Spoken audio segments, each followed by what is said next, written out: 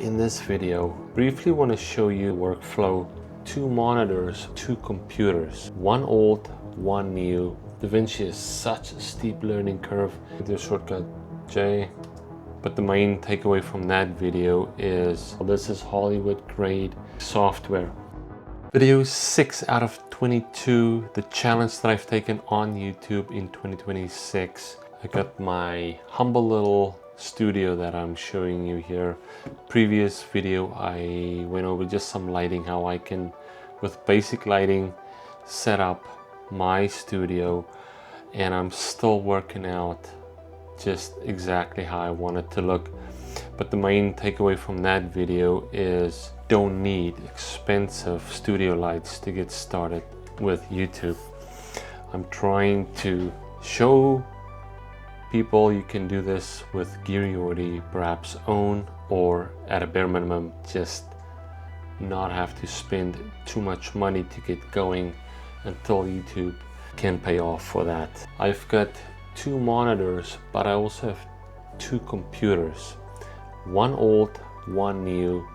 My older one, which is running my secondary monitor, is just an old Hackintosh, which was fine for years when I was just mainly doing photography. It would run Lightroom, Photoshop just fine. Problem with the Hackintosh that I ran into is as soon as I started getting into video, which I'm running DaVinci Resolve, not only was my machine starting to lag, which I could upgrade if I needed to. The problem is running Hackintosh, you are always behind on critical updates, especially the major OS updates. So it got to a point where my workflow was just being so negatively impacted that I had to get a Mac. I had projects that had to be edited. My Hackintosh couldn't even update to the latest DaVinci Resolve, so I couldn't even run that. So I got the Mac Studio, the M2 Max, which probably just over a year now, a year and a few months, was just before the next gen studios came out. And I wanted to wait because I knew it was going to come out, but sometimes you don't have that luxury. If you need the equipment right now, you have to update it. I'm not regretting it. It is a huge upgrade from my Hackintosh, absolutely loving it. It's just always that next gen, especially with the M series chips, they really do increase the performance quite a bit with each generation. They're at the M5 now, which if you're watching this in early 2026 and you need to upgrade, I would not even think about it. I choose to still run 2 machines, mainly because DaVinci is quite intense on your machine. What I like to do is research how to do stuff. DaVinci is such a steep learning curve. You will take quite a while to get your hands wrapped around this thing completely and play with it. I leave this one open for YouTube if I have to look up something. But not only that, whilst I'm doing my editing for whichever project I'm on, I'm always thinking about the music. The music is so important. I'll be editing, for instance, this is a cowboy cowgirl shoot that I did. I'm still busy editing it, but I will try and find music that I think is gonna match the vibe of the video. I can now run this on this computer without putting any more tax on my Mac, which is just great. You might not have that luxury of having 2 machines. What I'm trying to say is that even if you have an older machine and you're upgrading, don't get rid of it. It is still great for just running this. I don't know how much longer even that machine will be able to run certain programs because it's not updated in a while, but it's fantastic. So I use Audio, which is a subscription-based program. They have an incredible library and they are adding to it daily, from lyrics to just instrumental to sound effects. It is fantastic. It has Hans AI in it, where, for instance, right now I'm looking for kind of the country vibe, cowboy, moody, cinematic music. I simply put that in the search and it's giving me great selections which I haven't even heard before. And as I'm editing and I'm hearing something, it might even be for a different project that I don't even have yet. But I am a firm believer in just adding stuff to my favorites. I have a folder, I just keep adding it. I've already found 2 extra songs from this new selection. The AI will ask you, do you want to keep in a similar search range? Do you want to tweak it? Whatever you're finding in that range, because it gives you 6 options at a time. Right now I've just been saying more of this, and it's been finding me some really good things. I have a folder that I'm saving everything in right now. I'm just constantly thinking about that because the music, the sound effects, can be time consuming if you start doing it at the end of the project. So normally I will have some sort of an idea. A lot of people actually say find the music first and then build your video around that, and I can definitely see the benefit to that. Sometimes that is not possible if you don't quite know which direction you want to take your video. For something themed like the cowboy cowgirl shoot, that's easy. I know exactly the genre I want to look at and I can just keep playing that in the background, and when it's time to start adding music, I'm already most of the way there. Now it's just which ones do I actually prefer. That is one way how I do this. Again, DaVinci is pretty hungry on the resources. If you can avoid it, do that. If you don't have a second computer, use your phone. So audio, they now have an app. If you want to even go that route, is to do your music through there, so you're not using your main computer. But if you have an even more powerful computer, don't worry about it. You can just run dual monitors. That's also an option, but for now I like the idea of playing my YouTube separate, because again, sometimes I'm still listening to my audio through this and I can have something going here, so I don't have to pause one to listen to the other one. That being said, getting back from whatever shoot you did, starting to chop it up, finding the clips that you want to use, that is going to take you some time. This is for people that are brand new to this. If you're already way past this, this is not so much helpful for you, but there are a lot of people out there that have no idea where to start, and even just thinking about opening up a program like DaVinci could be so intimidating. I know when I started using it, it was such a steep learning curve, because you can literally do anything with this program. I watch guys create a whole sci-fi movie with just scenes that they shot in camera and then adding, spaceships and just whatever. You can do a whole Star Wars thing if you want. It is that powerful. This is Hollywood grade editing software. There is a free version for it, which now, unreal how good it is.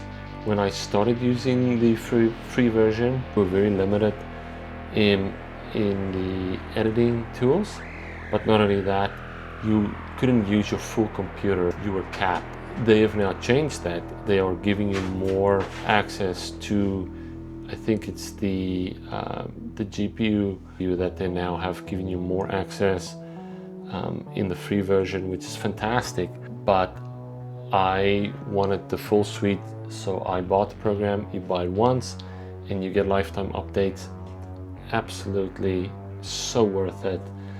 Don't even think about it if this is something you're going to be doing full time or even just for personal projects.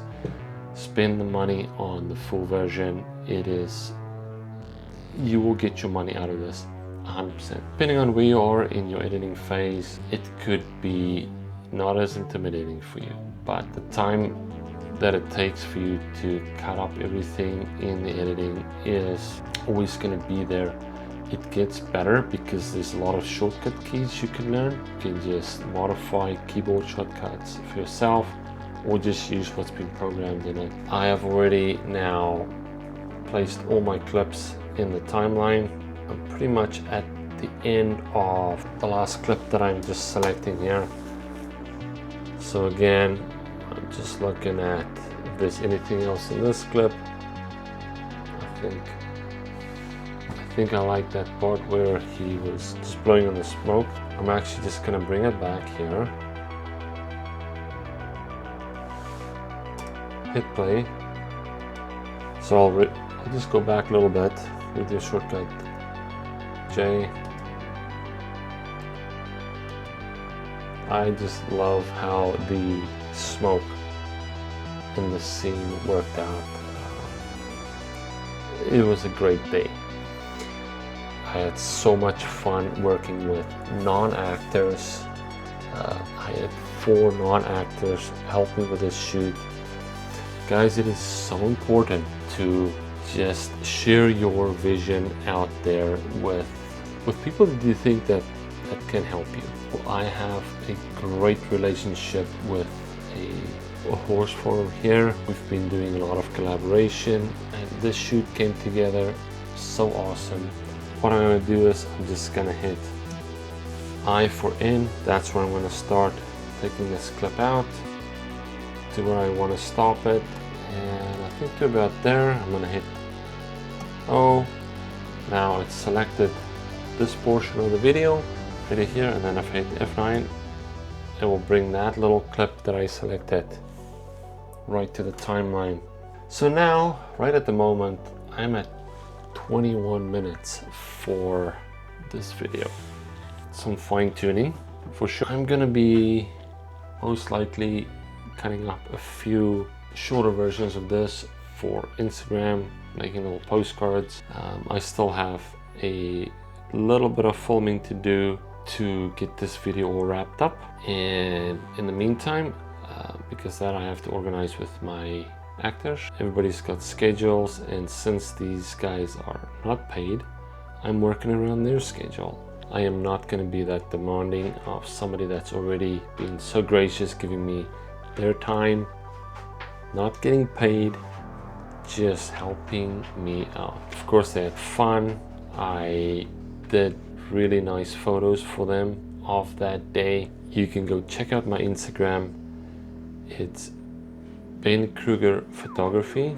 They were super happy. This is something that you can do when you do collaborations, is time for photos, for instance. And you know what? People usually love that, seeing that when they get that out.